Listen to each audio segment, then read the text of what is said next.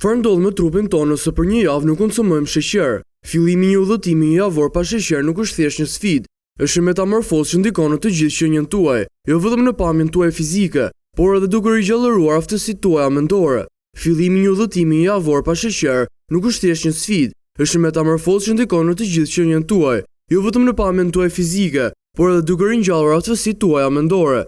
Ndikimi menjëherë manifestohet në uljen e dëshirës për sheqer, pasi nxitësit hormonal zbehen, duke hapur rrugën për një marrëdhënie më të ekuilibruar me kënaqësi të ëmbla. Ky ndryshim diete sjell një oreks i stabilizuar, duke shuar dhimbjet e pandërpera të urisë, duke u fuqizuar të rifitoni kontrollin mbi modelet tuaja të ngrënit. Ky ekuilibër i sapogjetur shtrihet për të ngopjes dhe ndihmon që të jepni lam të mirë letargjisë pas vaktit, ndërsa nivelet e tuaja të energjisë rriten, duke krijuar terrenin për një gjendje fizike të rigjallëruar. Do të përjetoni fokus të mpret, humor të stabilizuar dhe përqendrim të intensifikuar, ndërsa sheqeri i rafinuar del nga dieta juaj. Lëkura juaj do të pasqyrojë harmoninë brenda organizmit. Aknet do të reduktohen dhe lëkura juaj do të duket me më shumë shkëlqim. Efektet e eliminimit të sheqerit arrin përtej atyre sipërfaqësore, duke shkaktuar rregullime të thella në funksionimin e trupit. Të dashur miq, mirëmbrëma edhe një herë tjetër nga televizioni INTV-s. Sot do të diskutojmë pak për një çështje të rëndësishme dhe për një çështje që besoj e cila do të mbështetet dhe do të shikohet me kujdes dhe nga ana juaj.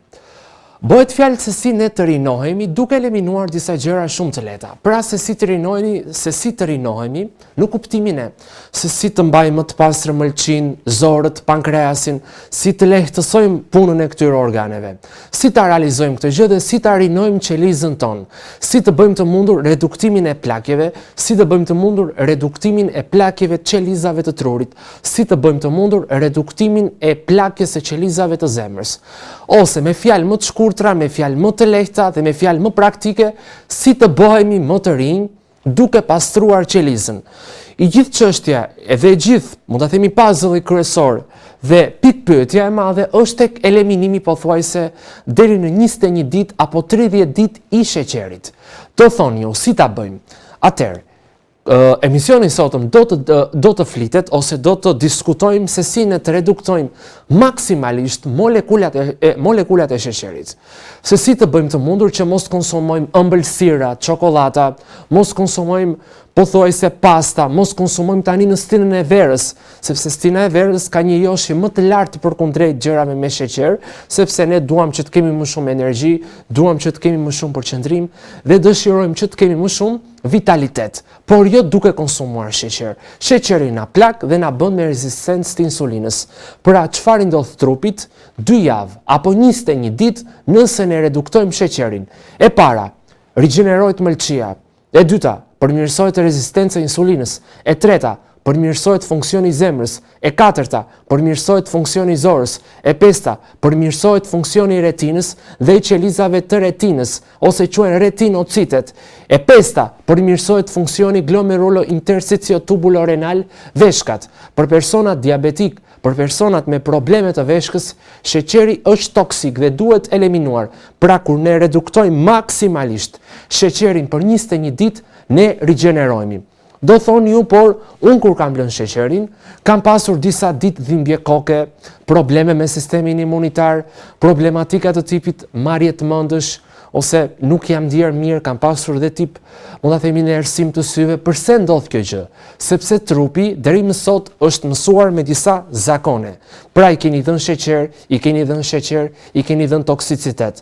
Dhe duke qenë se ka prodhuar gjithë një insulin, ju i keni dhënë, a ju ka dhënë, ju i keni dhënë sheqer, pankreasi ka prodhuar insulinin nga stimulimi i qelizave beta të pankreasit dhe ky sheqer është futur në qelizë dhe është djegur për të formuar ATP-n, si fillim para rencit kryesor ose para rencit para prak, që është CO2, karbon dioksidi dhe pjesa e ujit.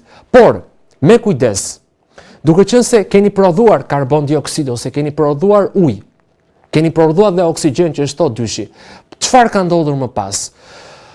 Dhimbjen e kokës ju e ndjeni, sepse çfarë bën qeliza? toksinat të cilat i ka akumuluar, i ka grumbulluar në indin dhjamor, i ka grumbulluar në pjesën e qelizave të mëlçis, i zbërthen sepse toksinat si fillim janë të patretura në strukturë ujore, janë zakonisht hidrofobike ose vajore, i derdh në gjak, i dërgon te hepatocitet, i dërgon në indin dhjamor, i dërgon cipën e barkut, në periton, në retroperitoneum, dhe kjo bën që të keni dhimbje koke, sepse atomet të karbonit ose deri diku skelete të ndryshme të molekulave të papastra, fragmente bakteriale ose peptidoglikan bakterial, fragmentet proteinave të patretura, proteinat të fermentuara, molekulat të patretura, të pasbërthyera mirë, derdhen qarkullimin e gjakut.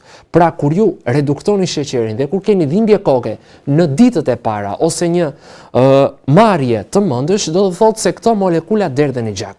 Por si fillim, eliminimi i sheqerit, reduktimi masiv nga pastat, nga karbohidratet e thjeshta, sheqeri rafinuar, edhe sheqeri në kafein, sheqeri në çaj, pijet me gaz, bëjnë të mundur lehtësimin e funksioneve të mëlçisë që nxisin dhe një cikël, që unë do t'ua vërtetoj me studime shkencore, me meta-analizat e kryera që reduktimi i sheqerit përmirëson shumë pankreasin dhe nxit një cikël ku ju do ta dëgjoni me kujdes dhe besoj se do thoni, wow, si ka mundësi që ekziston në trupin tonë, quhet cikli pentozik ose cikli pentoz fosfatit. Tani le ta dëgjojmë pak çfarë bëhet me sheqerin. Sheqeri njërë është toksik, nuk e kemi fjalën, por sepse të gjitha pothuajse perimet, frutat kanë deri diku sakaridet e tyre.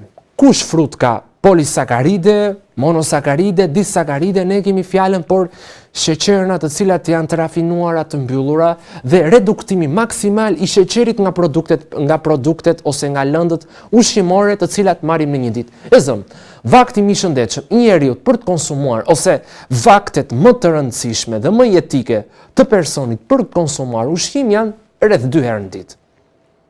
Për fëmijët janë 3 herë ose 4 herë në ditë sepse i duhen protein, i duhet acide yndyrore, i duhen fosfolipide, i duhen acid glicerol, fosfolipide e të tjerë. Ama për një të rritur 2 herë në ditë, do thoni ju po ne që punojmë, e kemi fjalën për një person të shëndetshëm që bën edhe një punë të shëndetshme, 2 herë në ditë është më se mjaftueshme me jetesën që ka ardhur sot, sepse sot mund të punohet online, sot mund të punohet me laptop, sot mund të punohet edhe nga telefoni, pra kushtet e jetesës janë përmirësuar. Dhe vakti ose vaktet ushqimore 2 herë në ditë janë të mjaftueshme për një person që nuk bën punë të vështira. Atëherë pse them që duhet reduktuar sheqeri për 2 javë? Dhe kur reduktohet sheqeri për 2 javë, përmirësohet insulina, përmirësohet diabeti dhe filtri veshkës. Këtu tani kemi pjesën e pankreasit, që e kemi pjesën retroperitonale, dhe pankreasi është një organ i cili mbulohet nga shtresa e indit, nga indi lidhor, dhe ndodhet në pjesën e pasme të stomakut, retroperitonal, ka kufi në të majtë me lienin dhe kufi në të djathtë me heparin dhe më pjesën e regionit mukozal ose të antrumit pilorik. Madje, pankreasi është ai organ që ne kemi prodhon insulinë nga qelizat beta, por po të reduktojmë sheqerin për 21 ditë përmirësohet edhe qarkullimi i gjakut. Pra, a e dini se sheqeri rrit kolesterolin në gjak, sheqeri rrit trigliceridet në gjak. Ekuacioni kryesor, se ka shumë njerëz që thonë, po si ka mundësi që unë i kam kolesterolin në nivele të larta? Si ka mundësi që unë i kam trigliceridet në nivele të larta? Pjesa e molekulave të sheqerit konvertohen në kolesterol, konvertohen dhe në triglicerid. Dhe kur to ngrihen do thotë që trupi ka një inflamacion domosdoshmërisht. Pra shkaku kryesor i inflamacionit toksik i toksinave në organizëm qëndron sheqeri ose molekulat të cilat konvertohen në sheqer, sepse sheqeri jep edhe molekulat të alkoolit, të etanolit, të laktatit, jep dhe disa molekulat të cilat janë fragmentet patretura ose fragmente molekulare toksike. Tani këtu kemi që përmirëson mëlçin. Unë do t'u them edhe një fakt shkencor. Çfarë bëjmë ose çfarë ndodh me trupin ton kur reduktojmë sheqerin? Përmirësohet shikimi.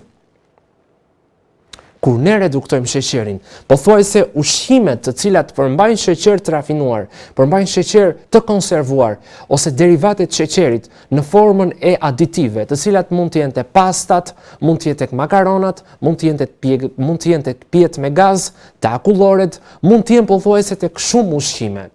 Mund të jenë edhe te galinat ose te konservuesit ushqimor që i dhe suprave, që i dhe ngatimeve të ndryshme. Domethënë, reduktimi i sheqerit për 21 ditë deri në 2 javë sjell dhe përmirësim të kornes ose sjell përmirësim qelizave të syrit. Është një trak në sy ose është një trak në pjesën e qendrës së trurit, quhet nucleus geniculatus lateralis. Nucleus geniculatus lateralis është në pjesën, mund ta themi, është një stacion që bën të mundur përthyerjen e dritës dhe dërgon në sulkusin kalkarin ose oksipitokalkarin ose në pjesën e pasme të kokës, përmirëson nervin optik, përmirëson disa genikula ose disa nucleus, që unë përmenda edhe më parë, corpus geniculatus lateralis, që ndodhet në pjesën e disa kolikujve aty, kryesisht në pjesën e afër tegmentumit ose trurit të mesëm. Kryesisht afër colliculus superior ndodhet corpus geniculatus lateralis, që lidhet me pjesën, pra dërgon shikimin ose përthyen valët e biofotonëve nga syri në sulkusin kalkarin. Kur ne reduktojmë sheqerin, lëkura jon bëhet më e re, lëkura jon rinohet, aknet largohet nga fytyra, përmirësohet shikimi dhe përmirësohet përqendrimi, gjumi dhe të gjitha funksionet vitale të qelizës. Pra, reduktimi i sheqerit sjell dhe reduktim të akneve. Sa vajza ka që kanë pasur probleme aknet dhe që kanë probleme aknet. Reduktimi i sheqerit bën në trup shumë procese. Unë dua t'u them edhe një cikël që do kalojmë tek një imazh tjetër. Pra, reduktimi i sheqerit sjell përmirësim të qelizave të fytyrës. Çfarë bën tjetër sheqeri, që do të përmend edhe një fakt interesant pak më vonë. Në javën e parë ne mund të kemi acarime, ne mund ta themi dhimbje koke, mund të kemi nervozizëm, mund të kemi probleme me gjumin, ama pas 4 javësh ose pas 4 javësh, pra java e parë që është në këtë imazh këtu, që ne jemi përsëri të agituar dhe pak të nervozuar, ndërsa në javën e 4 kemi përmirësim të lëkurës, të akneve, dhe këto janë të vërtetuara me studime shkencore, sepse sheqeri në trup rrit insulinën, sa më shumë insulin, aq më shumë plakje, dhe bën të mundur çrregullimin e filtrit të veshkës, sepse molekulat e glukozës rrisin kolesterolin dhe trigliceridet. Pra glukoza ose molekulat e ndryshme të fruktozës, glukozës, monosakarideve konvertohen me anë të disa proceseve enzimatike, oksidoreduktuese deri në acide ose deri në trigliceride dhe deri në kolesterol ose në molekula të dëmshme. Dhe kur rriten këto molekula, do të thotë që ka një arsye që rritet kolesteroli, dhe ai është sheqeri.